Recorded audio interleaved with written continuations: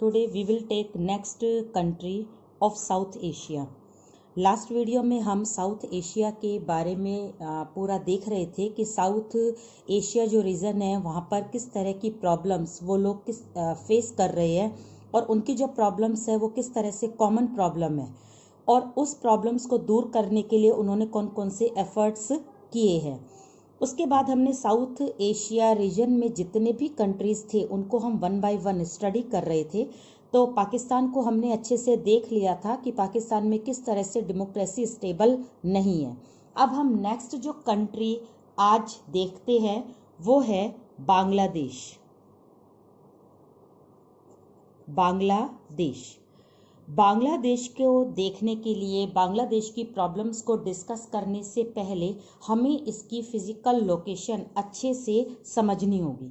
बांग्लादेश किस तरह से फॉर्म हुआ था, बांग्लादेश को बनने में क्या क्या प्रॉब्लम्स आई थी, बांग्लादेश का नाम कब बांग्लादेश बना था या उसका नाम 1971 में जब पड़ा था तो उससे पहले उसको किस नाम से जानते थे। ये सारी चीज़ें लिटरली तो आपको समझनी है ही, लेकिन इसके साथ आप मैप के थ्रू भी इसको समझो कि बांग्लादेश उस समय किसका पार्ट था और बाद में वो किस तरह से अलग हुआ।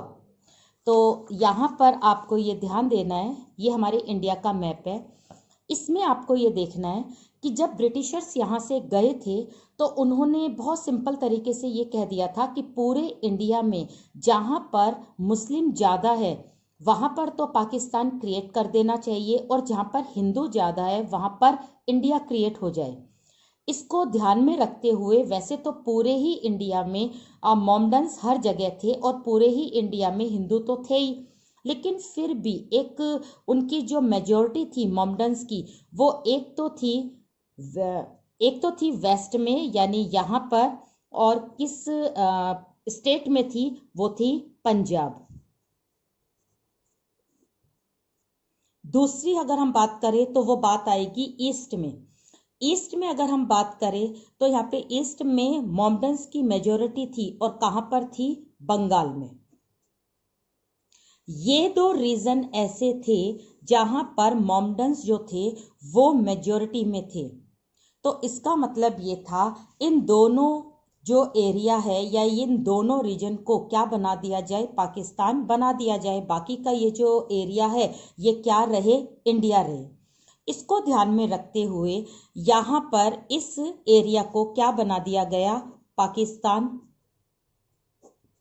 और इसको भी क्या बना दिया गया, पाकिस्तान। अब इनको अच्छे से लर्न करने के लिए, डिफ्रेंशिएट करने के लिए इसको बोला गया वेस्ट पाकिस्तान और इसको बोला गया ईस्ट पाकिस्तान। तो ये ईस्ट और वेस्ट पाकिस्तान अलग अलग थे, मतलब वैसे तो पूरा पाकिस्तान था लेकिन फिजिकल सिचुएशन में ये दोनों सेपरेट थे। ये इस साइड में था यानी ये बंगाल से था और ये पंजाब का एरिया जो था इसको वेस्ट पाकिस्तान कहा गया। अब किस तरह से बांग्लादेश बना इसको आप अच्छे से देखोगे। अब यहाँ पर ईस्ट पाकिस्तान से ज़्यादा पावरफुल और ज़्यादा राइट्स को एंजॉय करने वाला कौन था, वेस्ट पाकिस्तान। वेस्ट पाकिस्तान का जो डोमिनेंस था वो किसके ऊपर ज़्यादा था, ईस्ट के ऊपर ज़्यादा था। अब ईस्ट को ये किस तरह से डोमिनेंस करता था, किस तरह से टॉर्चर करता था, कैसे उसने इसको प्रेशराइज किया हुआ था, उसमें आपको लर्न करना है कि यहाँ पर जो लैंग्वेज चलती थी वो बंगाली चलती थी, यहाँ की कल्चर भी बंगाली थी। तो यहाँ का जो वेस्ट पाकिस्तान था वो यहाँ पर यहाँ के लोगों को ये प्रेशराइज करता था कि वो उर्दू लैंग्वेज को फॉलो करे और जो मोमडन्स कल्चर है उसको भी फॉलो करे, तो वो बंगाली कल्चर या बंगाली लैंग्वेज को यहाँ से हटा दे। सेकंड, इन दोनों में रहने वाली जो जनता थी दोनों ही मोमडन्स थी, लेकिन उन दोनों के साथ अनफेयर ट्रीटमेंट होता था। यहाँ की जनता को ज़्यादा राइट्स नहीं दे रखे थे, यहाँ की जनता के पास में पॉलिटिकल पावर नहीं थी, यहाँ की जनता गवर्नमेंट में अपने रिप्रेजेंटेटिव को इलेक्ट करने में इतनी ज़्यादा पावरफुल नहीं थी, और यहाँ के लोगों का जो एक तरह से ट्रीटमेंट होता था वो बहुत ही बुरा होता था compare then west Pakistan people. तो इस तरह से यहाँ के एरिया और यहाँ का एरिया नाम से एक होते हुए भी इनका जो सेपरेशन था, इनका जो डोमिनेंस था वेस्ट का, वो ईस्ट को वेस्ट से क्या कर गया, अलग कर गया। यहाँ की जनता में अपने आप ही एक गुस्सा, जिसे कहते हैं प्रोटेस्ट, वो अपने आप क्रिएट होने लगा। और उस प्रोटेस्ट के थ्रू ही ईस्ट पाकिस्तान के लोगों ने 1970 में एक पॉलिटिकल ऑर्गेनाइजेशन बनाया जिसको बोला गया अवामी लीग। अवामी लीग एक पॉलिटिकल पार्टी थी जिसको की लीड कर रहे थे, लेड बाय कौन थे, मुजीबुर रहमान। तो इसमें आपको लर्न करना है शेख मुजीब उर रहमान। ये ईस्ट पाकिस्तान के लीडर थे। 1970 में इन्होंने अवामी लीग एक पॉलिटिकल पार्टी ऑर्गेनाइज करी थी और ये पॉलिटिकल पार्टी ईस्ट पाकिस्तान के लोगों के फेवर में थी और वेस्ट पाकिस्तान के डोमिनेंस को यहां से हटाना चाहती थी। ठीक है, सिंपल सी बात है। आगे इलेक्शन हुए। इलेक्शन में शेख मुजीबुर रहमान जो थे वो बहुत ही भारी वोट से जीत गए थे और पार्लियामेंट में उनको क्या मिल गया था, रिप्रेजेंटेशन मिल गया था। लेकिन यहां पर जो प्रेसिडेंट थे वो थे याह्या खान। याह्या खान जो पूरे पाकिस्तान को कंट्रोल कर रहे थे, लेकिन अब उनको लगने लगा कि सारी पावर किसके पास जा रही है, शेख मुजीबुर रहमान। तो जैसे ही इलेक्शन के रिजल्ट आए और नेक्स्ट जो पीएम या प्रेसिडेंट बनने लगे शेख मुजीबुर रहमान, ये देखने के लिए या ये देखकर याह्या खान बहुत ज्यादा परेशान हो गए और उन्होंने अपने यहाँ से वेस्ट पाकिस्तान से एक आर्मी भेजी और यहाँ पर आकर उस आर्मी ने क्या करा, शेख मुजीबुर रहमान को तो अरेस्ट कर लिया। जैसे इनको अरेस्ट करा तो यहाँ के सारे लोगों ने क्या करना शुरू कर दिया, प्रोटेस्ट करना शुरू कर दिया, हड़ताल करने लगे, लोग सड़क पर आ गए। इन सारे मूवमेंट को सप्रेस करने के लिए याह्या खान ने अपनी आर्मी को यहाँ से इस तरफ उसने क्या करा, मूव करा। अब जब वो आर्मी यहाँ पर आई तो इस मूवमेंट को उस आर्मी ने दबाना शुरू करा और रहमान तो अरेस्ट हो ही गए थे। इस चक्कर में या इनके इंटरनल मैटर से सबसे ज्यादा परेशान कौन हो रहा था, इंडिया हो रहा था। क्यों?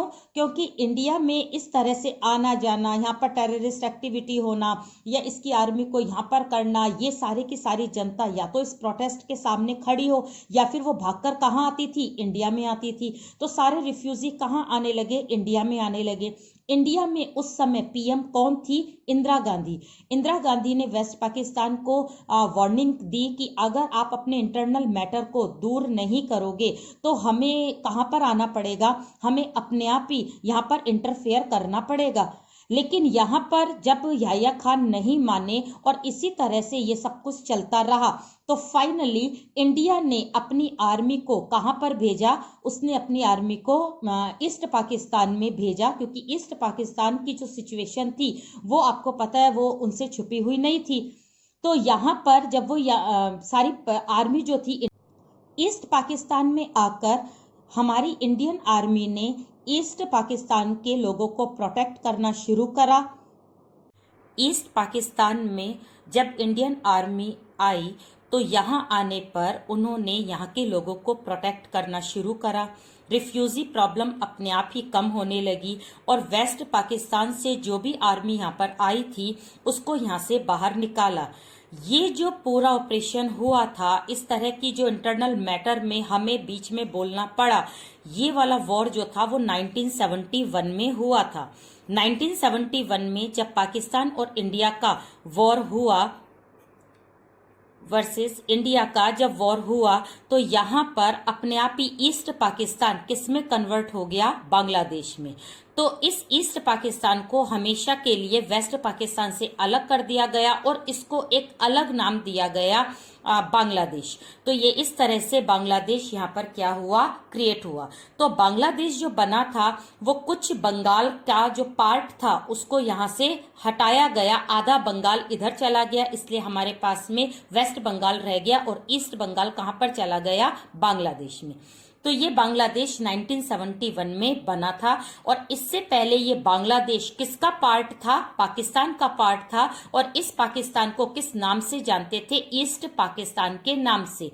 और ये ईस्ट पाकिस्तान का जो पार्ट था वो कब से कब तक रहा? वो 1947 से 1971 तक। और 1971 में ईस्ट पाकिस्तान का नाम क्या हो गया? बांग्लादेश। तो इस तरह से ये सारी फॉर्मेशन जो है, ये फॉर्मेशन किसकी है? बांग्लादेश की है, कि बांग्लादेश कैसे कैसे बना था और उसके लीडर कौन थे, जिनके लीडरशिप में एक अवामी लीग पॉलिटिकल पार्टी बनाई गई। इस पॉलिटिकल पार्टी ने ईस्ट पाकिस्तान के लोगों की तरफ से आवाज उठाई, अपनी वॉइस को रेज करा, वेस्ट पाकिस्तान के डोमिनेंस को हटाया। याह्या खान की आर्मी से डरकर कुछ लोगों ने तो प्रोटेस्ट करा और कुछ लोग एज अ रिफ्यूजी कहां पर एंटर हुए? इंडिया में। इंडिया को इससे प्रॉब्लम हुई और इंडिया ने यहां पर अपनी आर्मी भेजी। और उस समय पीएम कौन थी? इंदिरा गांधी।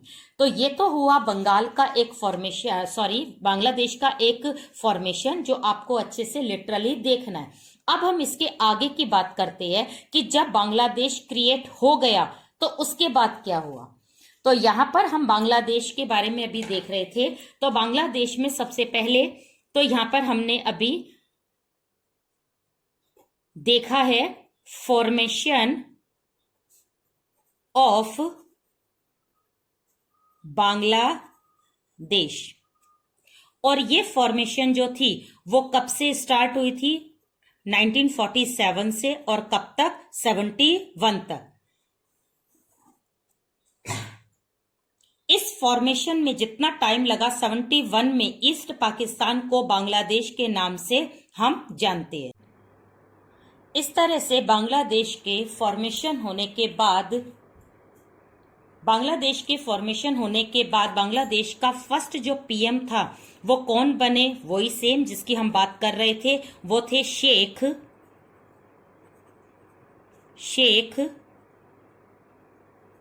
मुजीब उर रहमान। ठीक है, तो ये तो बने फर्स्ट पीएम ऑफ बांग्लादेश। अब बांग्लादेश के फर्स्ट पीएम बनने के बाद यहां पर सेक्युलर सोशलिस्ट डेमोक्रेसी बांग्लादेश में शिफ्ट हो गई।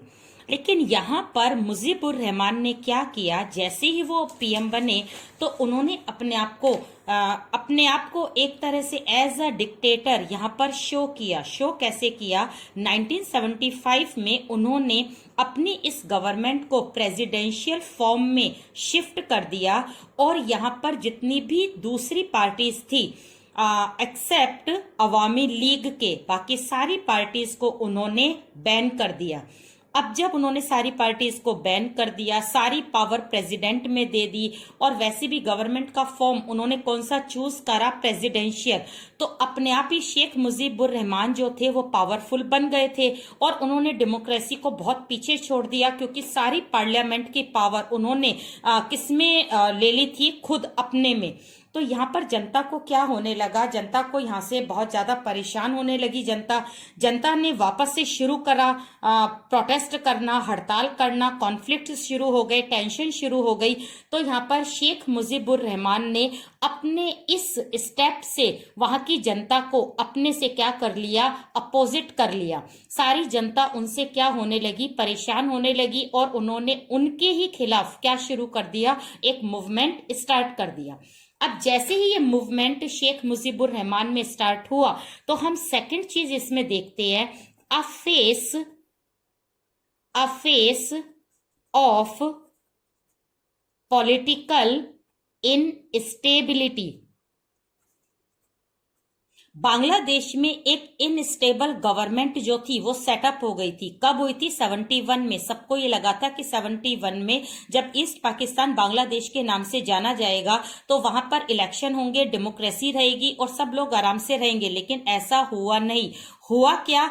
हुआ ये कि शेख मुजीबुर रहमान ने सारी पार्टीज को बैन करने के बाद सारी पावर खुद में क्या कर ली? इंक्लूड कर ली, जिससे कि वहां पर टेंशन शुरू हो गया। और इस तरह से एक पाथ शुरू हो गया पॉलिटिकल इनस्टेबिलिटी का।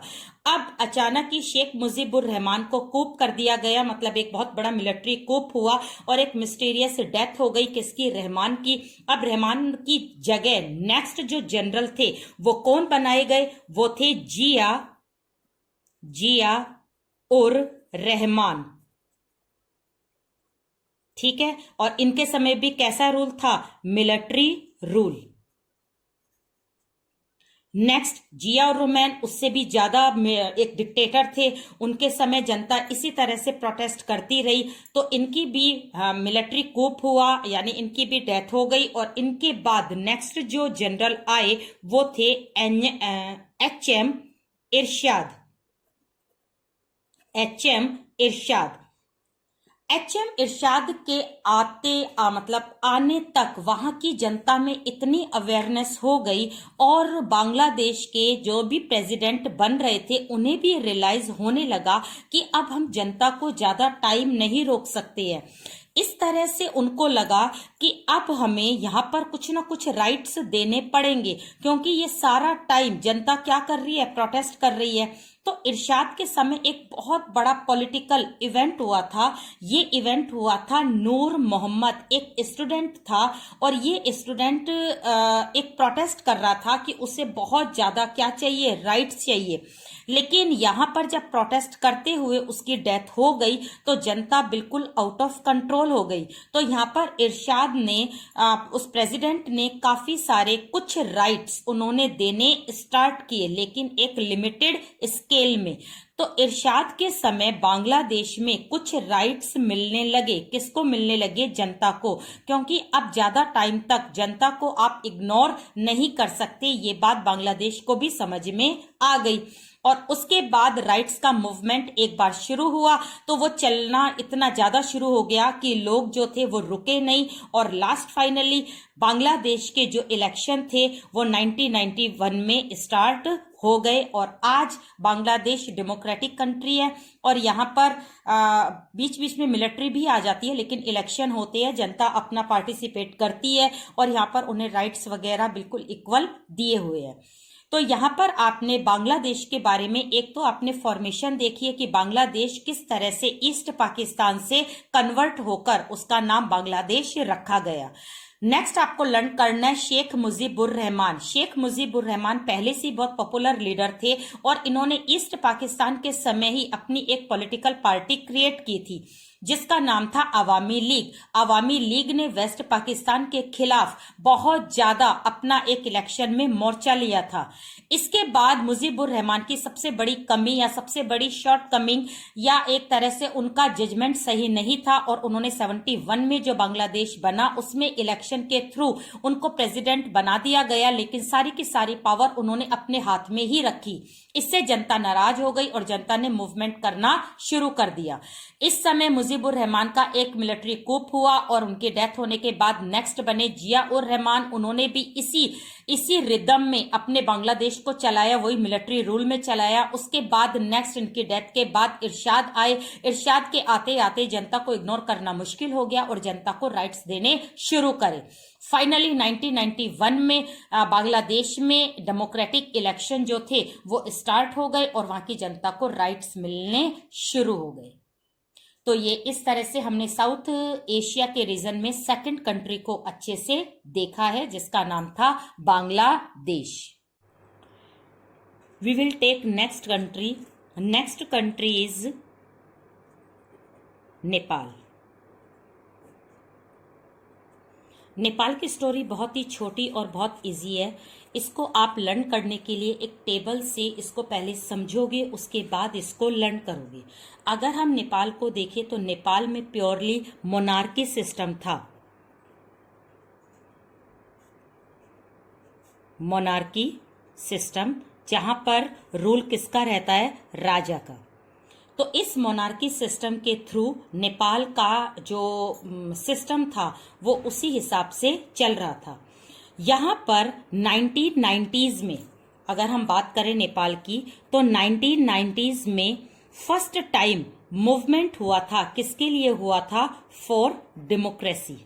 डेमोक्रेसी के लिए वहां की जनता ने 1990s में फर्स्ट मूवमेंट किया था। इस समय जो किंग थे नेपाल के, वो कौन थे? वो थे बीरेंद्र।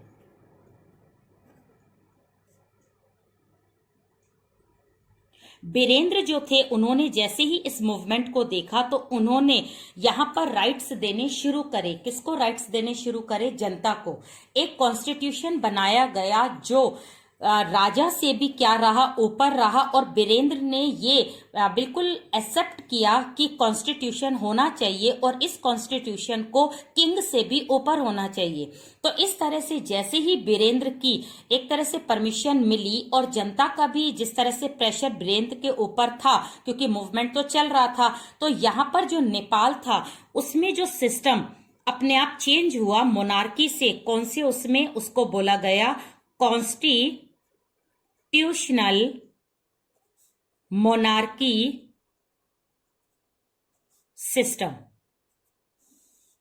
राइट।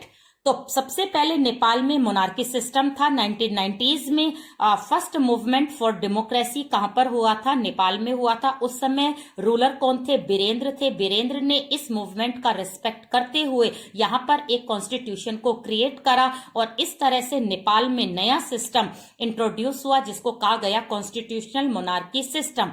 कॉन्स्टिट्यूशनल का मतलब है कि मोनार्क होगा, लेकिन उससे ऊपर कौन होगा? कॉन्स्टिट्यूशन। सारी पावर किसमें आएगी? पार्लियामेंट में।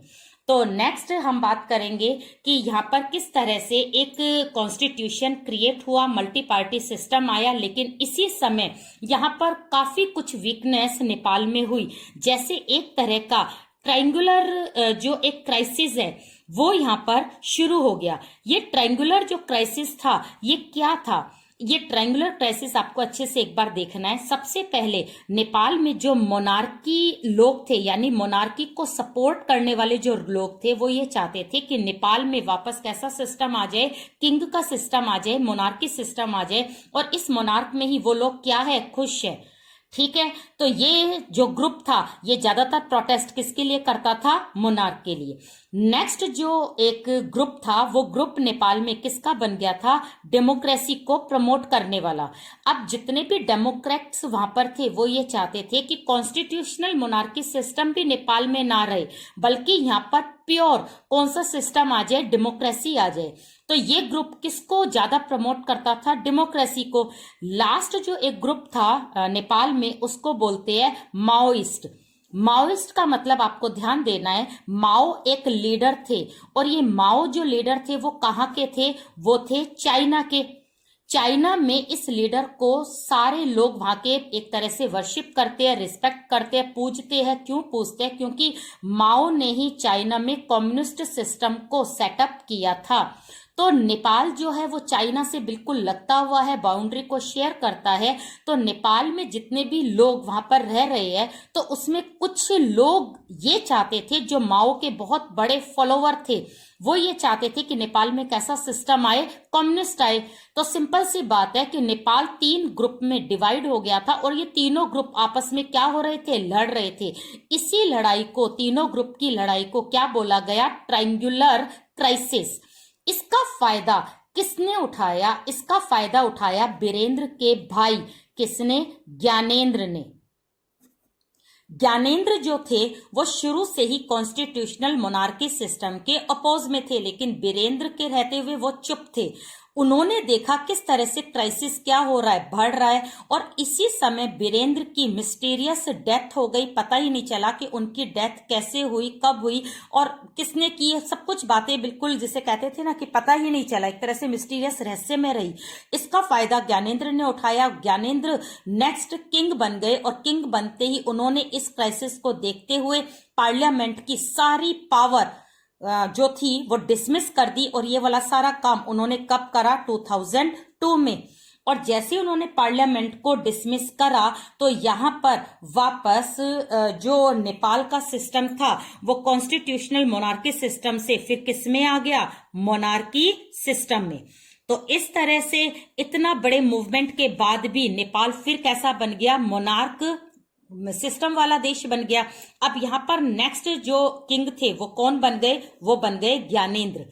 तो वीरेंद्र ने तो ये मूवमेंट एक्सेप्ट कर लिया था, लेकिन ज्ञानेंद्र ने नहीं करा। 2002 में नेपाल को वापस कैसा बना दिया गया, मोनार्की सिस्टम वाला बना दिया गया। अब यहाँ पर फिर एक और मूवमेंट हुआ, और ये मूवमेंट जो हुआ वो हुआ 2006 में, और ये भी डेमोक्रेसी के लिए था। और ये डेमोक्रेसी के लिए कौन सा था, सेकेंड मूवमेंट। फर्स्ट मूवमेंट कब हुआ था, 1990s में। किसके टाइम पीरियड में हुआ था, वीरेंद्र के। सेकेंड मूवमेंट जो डेमोक्रेसी के लिए हुआ था वो किसके टाइम पीरियड में हुआ था, ज्ञानेंद्र के। यहां पर सारी पार्टीज एक हो गई। जो ये क्राइसिस चल रहा था, ये क्राइसिस भी अपने आप शांत हो गया, क्योंकि कोई भी जनता ये नहीं चाहती थी कि मोनार्की सिस्टम हो जाए। सिर्फ एक ग्रुप चाहता था। इस ग्रुप के ऊपर बाकी के ग्रुप क्या हो गए, एक तरह से हावी हो गए। तो वहां पर जितनी भी छोटी मोटी पार्टियां थी वो सारी पार्टी एक हो गई। तो उसको बोला गया SPA, यानी 7 पार्टी अलायंस। 7 पार्टी अलायंस के साथ जिन लोगों ने अपना एक मतलब से कहते हैं कंबाइंड यूनियन बनाई, वो थे माओ। माओ के साथ कौन जुड़ गए, डेमोक्रेट्स, वो भी जुड़ गए। इन सब ने मिलकर किसके खिलाफ प्रोटेस्ट करा, ज्ञानेंद्र के। और कब करा, 2006 में। ये मूवमेंट डेमोक्रेसी के लिए ही था, लेकिन सेकंड टाइम था। फर्स्ट टाइम उन्होंने वीरेंद्र के समय किया था। फाइनली ज्ञानेंद्र को अपनी पावर को किसे देना पड़ा, जनता को देना पड़ा। और 2006 में ये वाला जो मूवमेंट था वो सक्सेसफुल हुआ। जो 2002 से शुरू था, 2006 में आते आते नेपाल जो था वो वापस कैसा एक कंट्री बन गया, डेमोक्रेटिक। तो ये एक तरह की ट्रैवलिंग है जो हमें ये बताती है कि नेपाल ने किस तरह से अपने आप प्रॉब्लम को फेस करते हुए किस तरह अपने आप की जो डेमोक्रेसी है वो उसने सेव की है। तो उसने मोनार्की सिस्टम से कॉन्स्टिट्यूशनल मोनार्की, उसके बाद वापस मोनार्की, और उसके बाद लास्ट फाइनली उसने डेमोक्रेटिक सिस्टम को अडॉप्ट किया। तो ये थी नेपाल की एक सिंपल सी स्टोरी, जिसमें आपको दोनों रूलर के नाम याद रखने हैं। 1990s में फर्स्ट मूवमेंट हुआ था, 2002 में सेकंड हुआ था, 2006 में नेपाल में कैसा सिस्टम आ गया था, डेमोक्रेटिक सिस्टम आ गया था।